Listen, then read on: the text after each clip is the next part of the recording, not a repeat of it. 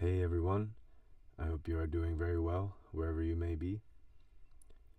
I am here with you today to share a research paper regarding American Spirit cigarettes and cigarettes in general.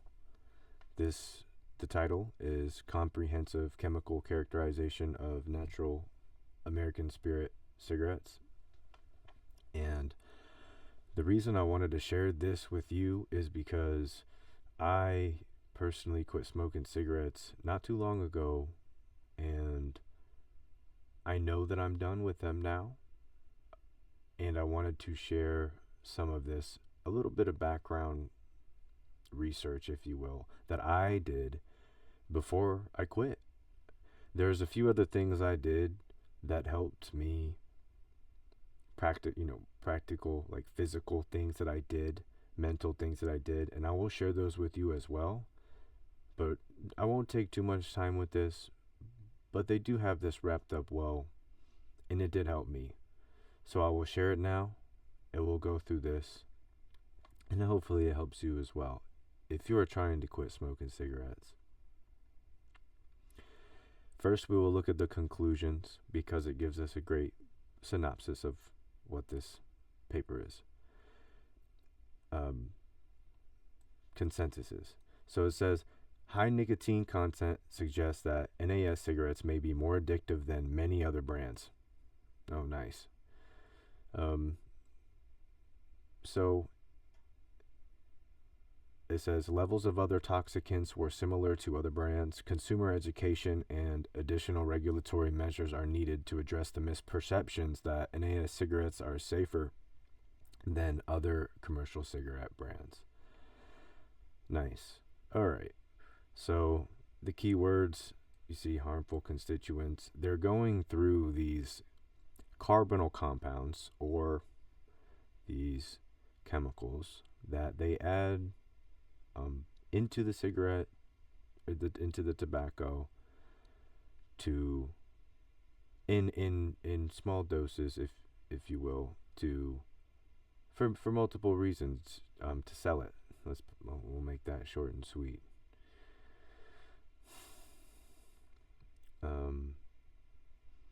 Carbonyl compounds are hazardous.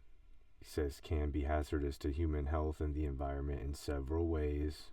Yes. And then down here, by the way, it does say e-cigarettes as well.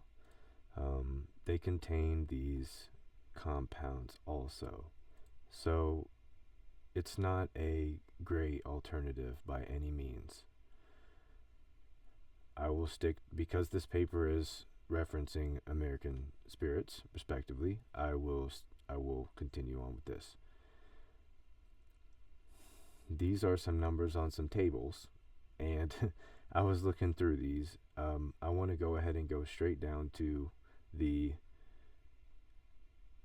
we go. There are some of the carbonyl compounds, and you'll see that on the left-hand side, there's a column of all the different colors, the types of American Spirit that they sell. And you'll see at the top here that they have a row of formaldehyde, acetaldehyde, acetone, acrolein, propionaldehyde, crotonaldehyde, butanone, and butyraldehyde. These are harmful toxicities in the cigarettes that, when they're vaporized, when you inhale smoke, when they're combusted, cause harmful effects. Okay. We know cigarettes are bad, and we also know they are highly addictive. I wouldn't be making this video if those two things weren't true. I'm not here to preach that to you. I just wanted to show and go through and look at some of these numbers and show you that this is in-depth research, and it's relatively, not too old. 2019 is, there's much older research we're still referencing to this day. You'll see that these numbers, as they compared to other brands, and they did a pretty in-depth study on this. Now, what I wanted to look at real fast is formaldehyde causing all these GI issues, respiratory issues, other symptoms, say headaches, dizziness, nausea. Of course, so we know these things they're not bad to huff. They're not they're not good to huff. They're not good to vaporize. They're not good to consume in any form or fashion. These are toxic chemicals for the body, and there just happens to be a decent list in American Spirit cigarettes. So I'm not bashing this brand. This is a open source research paper that anybody can go and read. I just wanted to share this because this helped me make it just a more firm decision, letting go smoking cigarettes. Knowing they're addictive, I really hope this does help people. So we know that these standards are not regulated correctly, and they're elaborating on this extensively to let people know that we should be aware and do something to make these companies that are selling these products label them a bit better. So let me move on. There's one more little bit, the chemistry and toxicology of cigarette smoke and biomarkers of exposure, which is another open source. I believe this can also be downloaded in a PDF version. And this is the toxicology on cigarette smoke. I will put the link down in the description for you also. This is pretty in-depth as well. It's nice, extensive for those who want to just scan through it. You can reference these. You don't have to read it all at one time. And actually, if you do have the thoughts of smoking, you can go to these, sit down and read these a little bit. And if you don't know some of the words, I don't know a lot of these words. I look them up and I learn what they mean. I read, do a little bit of research for yourself. Now, heavy metals and metalloids, of course, they're contained in the tobacco smoke, loosely called heavy metals.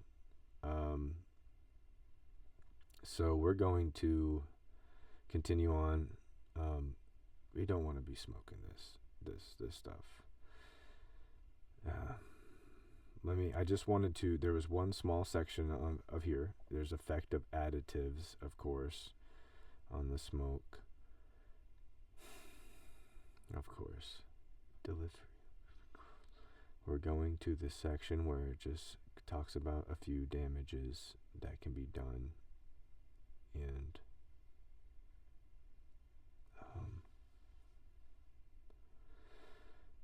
it is coming up here.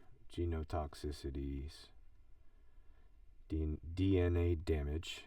Cigarette smoke and its condensate can produce DNA strand breaks in mammalian cells.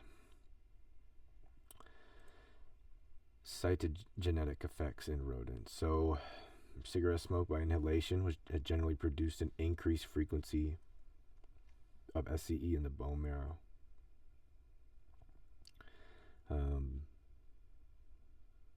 don't know what SCE is. Transplacental effects in rodents. Studies in humans. Yeah, mutations. Lymphocytes. Mutations in the blood. Lymphocytes. Okay, yeah. Absolutely. Cytogenetic effects here. It seems like it looks a little bit. Micronuclei.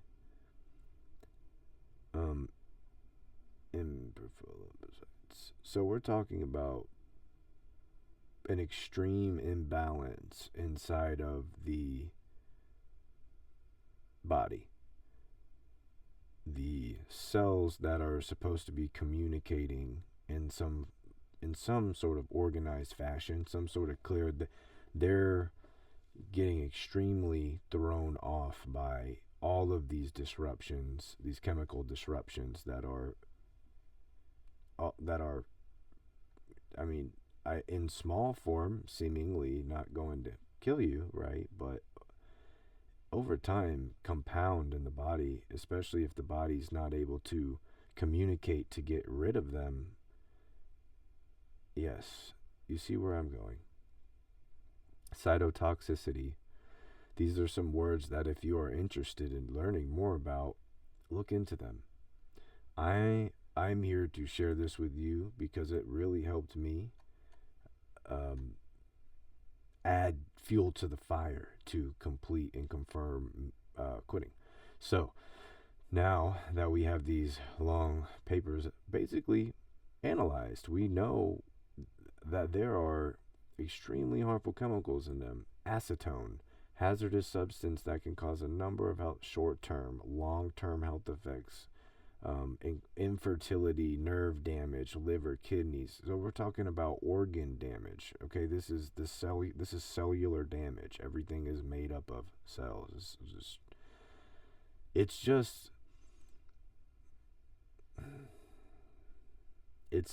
messed up that they, for years, I remember labeling them, and when you're younger, subconsciously, that all that labeling and marketing, you're gonna feel, oh, this will be a little bit better than Marlboro. Well, now I'm sure they're more expensive in other places, but they're $11 a pack here on the East Coast, in the South, and they've never been this much money. So I guess that's for a lot of things, hyperinflation. Anyways, save your money and stop harming yourself. Respiratory irritation, highly toxic. Acroline's highly toxic and inflammable and reactive.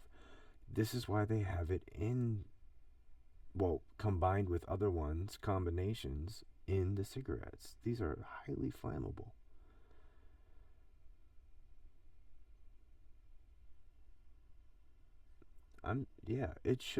They should have throat irritation. They should have these warning signs on cigarettes. I know I've seen packages of cigarettes in different places that just look very deterring. They look like there's a skull and bones on them. Don't buy them.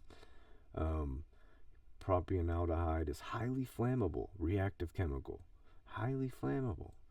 See, they're using these combinations to get a good burn, or they get, let's see, 1 to 2. And yes, these leach out from other facilities, from other operations. It's not like everything is, I don't know. I won't go too far because I'm not in the laboratories, but I know they carefully designed this, and it's broken down extensively in these papers. Okay, that is it really for the papers. I didn't want to take too long on it. The last couple things that I want to share in this video is, while I was reading these papers, and looking, we getting mentally stabilized to quit, to be done. I knew I wasn't doing cold turkey. I have tried a couple times to do cold turkey, and it didn't go through all the way. And I'd taken a month or two doing that, but ended up not working out. It was not for me. So, and I know that there's other people that way as well. So for me, while I did this, I made a commitment to, and this might sound silly, but this is what worked for me, to mentally, if I wanted to smoke a cigarette, I would say, okay, I would feed the demiurge of smoking a cigarette. It feels, this is, you say, you don't want to, but anyways, hear me out. I said, okay, but what I did was I limited the puffs that I took. So what I did I would take I would light the cigarette, I would take four hits and then put it out. And after so much time, I decided, okay, I'll take 3 hits now, and I plan to reduce that down to 1 hit. And eventually, it took a few months of doing that silly routine, just interrupting my whatever I was doing to stand up for like a minute and hit it a few times and put it out and be like, okay. I eventually was able to get down to 1 hit, and this got real silly. I had a cigarette that would be maybe all day. It would be around all day. I wouldn't even get you know halfway done, and this didn't last long because it was so silly. And I kind of tricked myself into doing that, but it worked. And I I would hit it one time and then like dab it out, and it would just be a waste of time. It became a waste of time. Like literally physically, there wasn't anything in it anymore. I wasn't getting that buzz cuz I had limited it down. I had limited my puff down to 1. So like getting that's it was indifferent to, let's just say compare it to 10 cigarettes a day, 15 cigarettes a pack a day, or more. So wherever you're at, that it's fine. Reduce that and reduce it again and reduce it again to get down to what may sound silly at first, but can work potentially if you methodically go through that and complete that. That is what worked for me as well. I also realized over time of observing other people, older people who had smoked cigarettes longer than me, and the health effects that it had on them. And I'm not directly saying everything was because of cigarette smoke, but it definitely contributed, and it will continue to contribute as long as you want to smoke. So, of course, I'm not here to tell you like what to do or anything. I'm here to share this with you because it really helped me, and I really wanted to be done with them. And I didn't realize how much nicotine, and it makes sense because American spirits, they burn for a long time. So they pack it with something, more tobacco, but what that also means, right, is more nicotine. So with that, I want to keep it a somewhat short presentation, but I really hope that this benefits somebody, anybody, and I will catch up with you. I will bring something more to the table, and if anybody wants to reach out and just talk about, I have some more things to share. I just don't want to drag this video out. If they're having complications, I'm not a doctor. This isn't professional medical advice. This is real life experience that I can share with you that I know can work. This is strategy. This is method. There's a method to the madness. Sometimes we just have to let things go instead of trying to control it. And that was something for me. I was trying to like control it and I had to almost make it a joke with myself to trick myself, which is sad, whatever. But I figured out a way. I didn't need any products to do it. I just needed self-control. I needed balance. This was something serving no purpose anymore, which needed to be removed so I could transmit and transfer my energy into something else. And not just that, but increase the overall well-being of my day-to-day. That is your life experience. So I won't preach. With that being said, if you guys want to contact me about anything, feel free. I'm happy to talk to you about anything. And also, I'll quickly plug my book. It will be in the description below. I just published it recently, and it doesn't have anything to do with American Spirit cigarettes, or cigarettes, or vapes, or anything in general with cigarettes. But check it out. You read. There's a description about it. I'm not going to read it now. If you're interested, and that would be a wonderful way to support. I'm going to be presenting more information as time goes on. I think that will be concluding this